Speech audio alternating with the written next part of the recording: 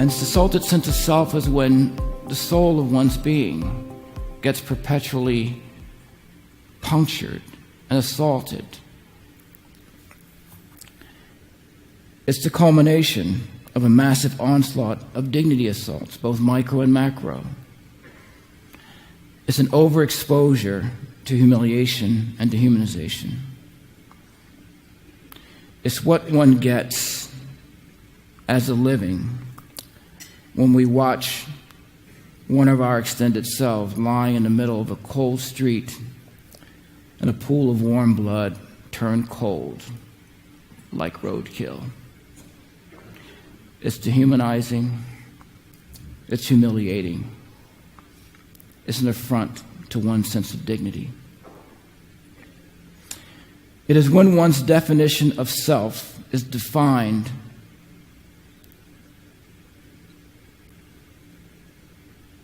by someone else.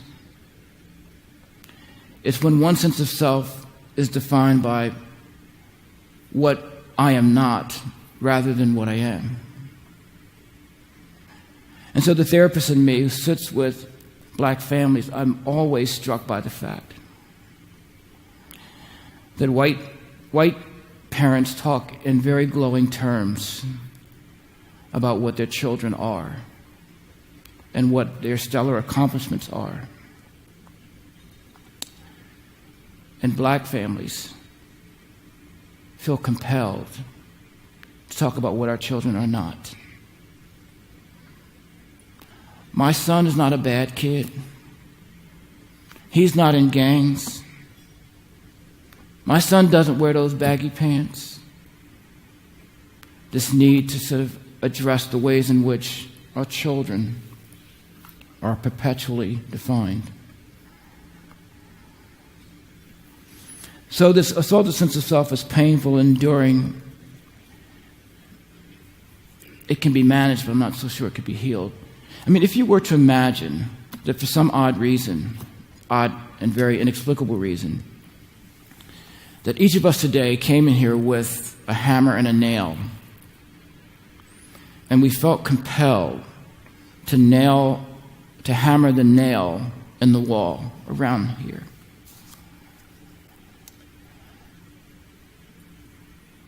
And then it was pointed out to us how much damage was done to the wall by all these nails. And then we quickly regrouped and we went back and removed the nails from the wall. What remains are all the holes from the nails.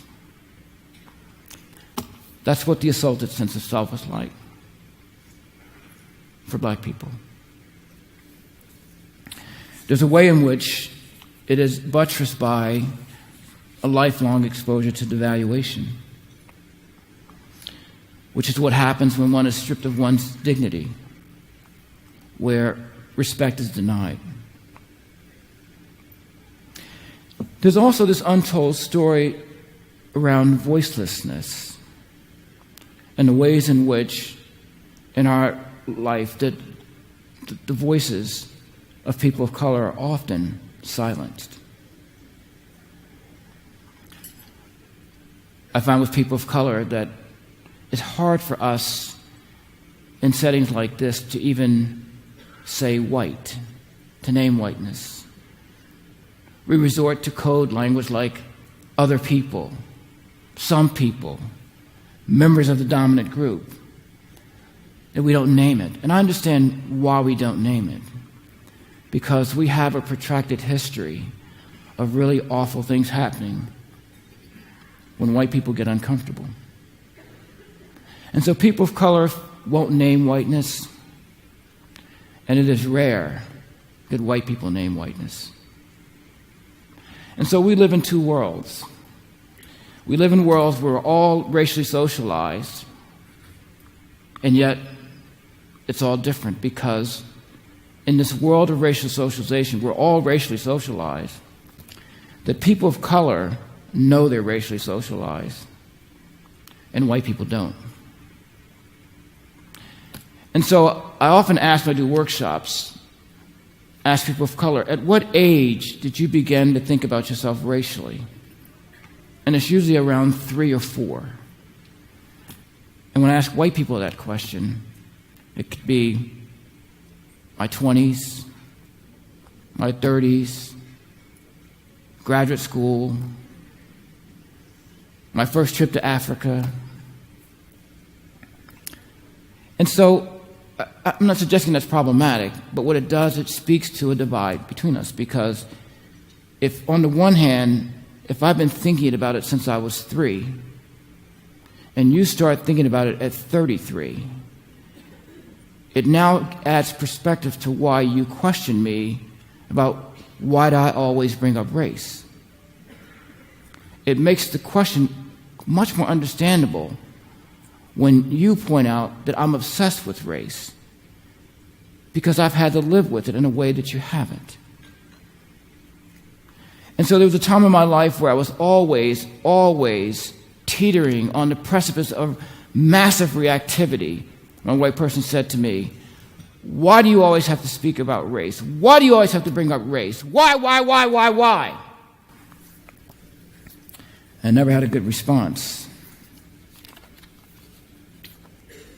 But now I do. I bring it up because you don't. And I solemnly swear to you, I'll bring it up less if you solemnly swear to bring it up more.